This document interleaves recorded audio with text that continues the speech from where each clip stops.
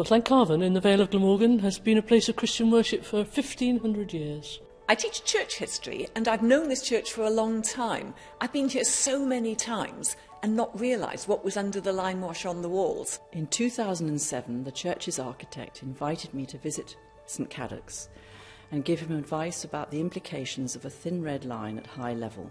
Otherwise, you could see nothing of the wall paintings.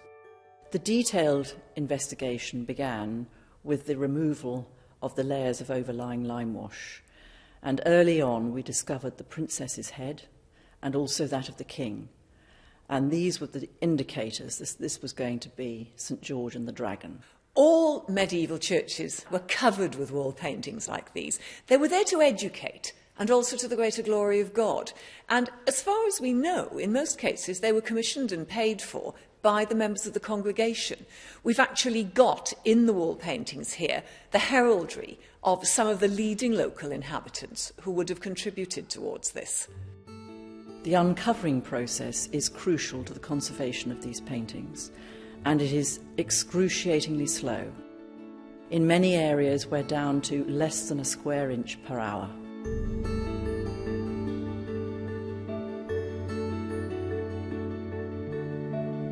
The dismantling of the scaffolding today reveals the latest stage of the project.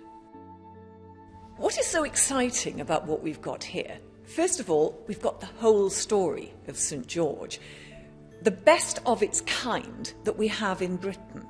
You've got George attacking the dragon, but you've also got the princess who was going to be sacrificed to the dragon. You've got her parents peeping out over the battlements in terror, and you've got the Virgin Mary blessing St George in his endeavours.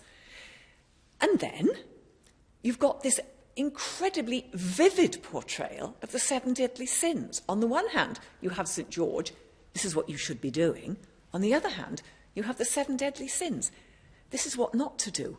People being encouraged by devils and being sucked down into these hell mouths. And then, possibly a bit later, somebody else paints this incredibly vivid and gruesome painting of a young man, fashionably dressed young man, being dragged away round the window embrasure into the graveyard by this hideous death figure.